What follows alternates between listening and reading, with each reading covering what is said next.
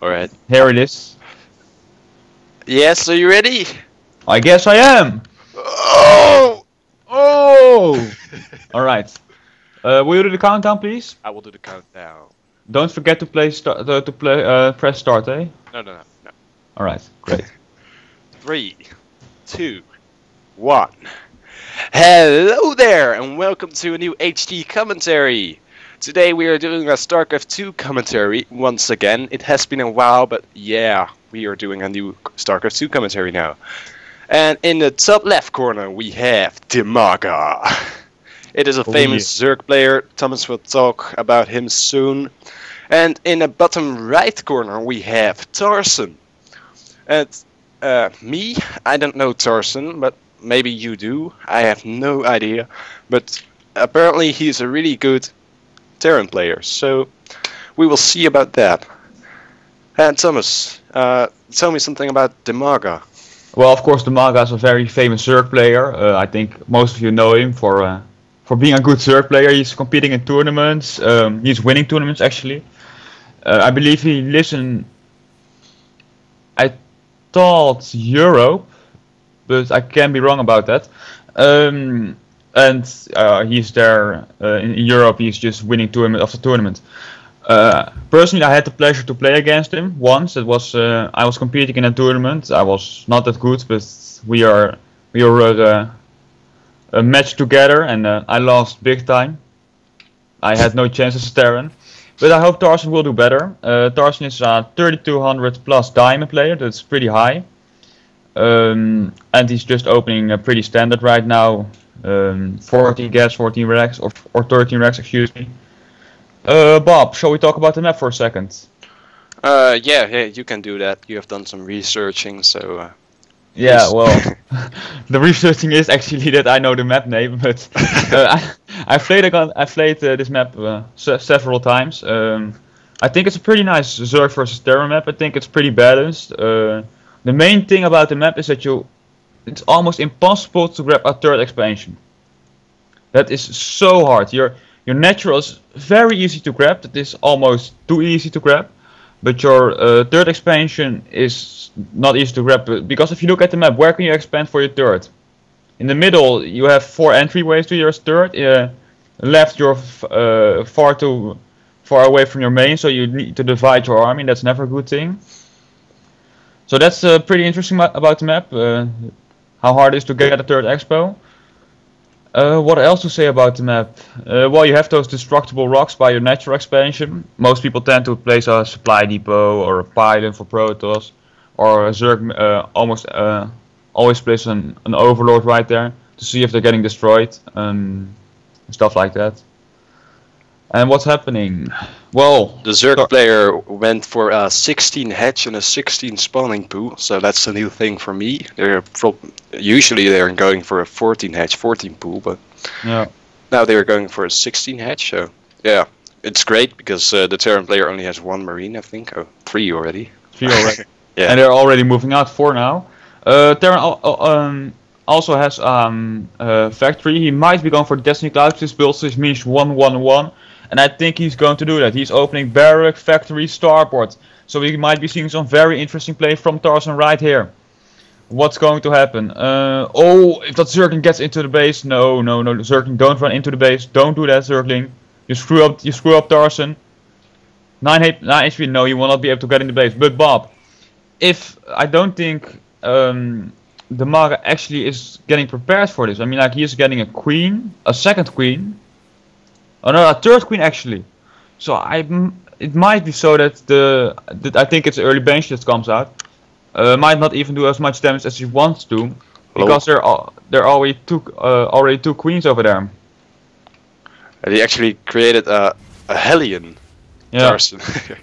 and that's very strong against the Zerglings, because it is faster than the Zerglings and it does its splash damage, which can kill so many Zerglings at the same time. Look at that! Bam!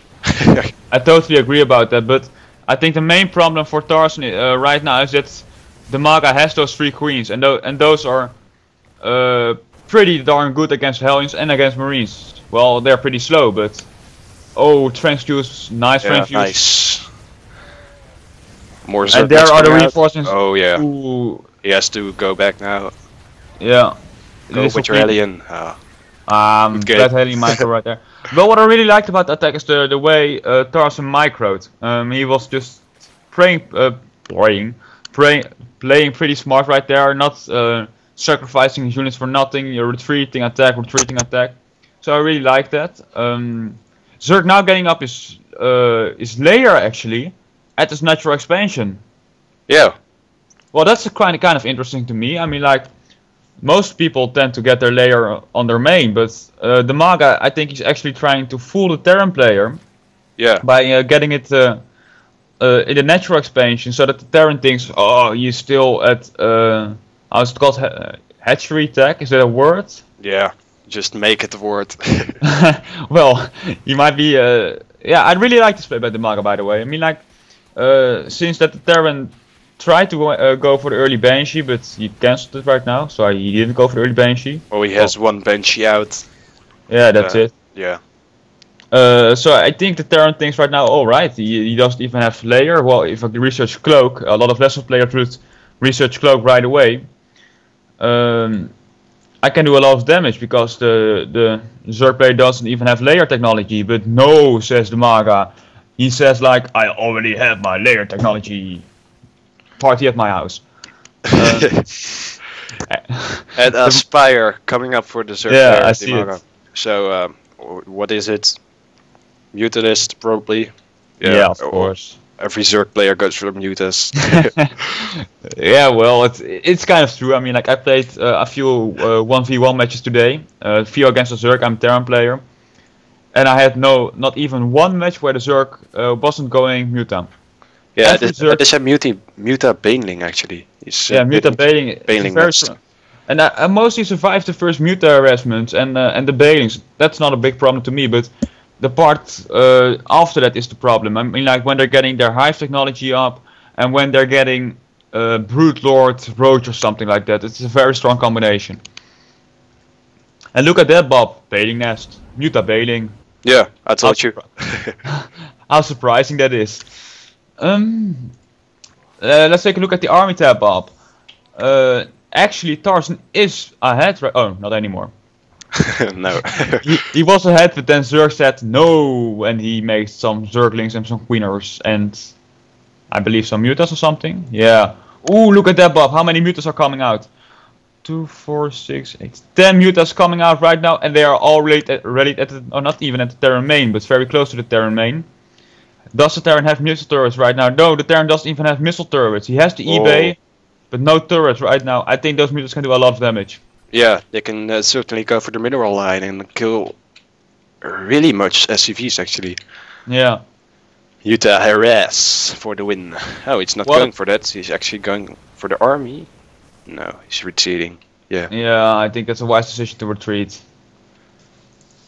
New expansion coming up for the Zerg player in the middle. Yeah, and what I already said about it, it's just pretty hard to defend that expansion, because if you look at the expansion, there are two very big ramps, and there are also a few very big openings in the map, and that can be a very hard thing to defend. Even if you use mutabaiting, which, as a lot of people know by now, mutabaiting is a very strong combination because mutas give you map control, and if you see the Terran army move out, you just blow them up with your baitings. Yeah, and the missile turrets are already up for the Terran player. It's of course a wise thing to do when you see mutas. Yeah, and look at that Banshee. Well, the Banshee actually got 10 kills. That's pretty surprising me. I thought with the mutas on the field and with extra queens, it wouldn't get so much kills, but it actually got 10 kills. So I think it actually pays for itself. Yeah, I think it does, especially in the beginning, because those Zerglings can do a thing.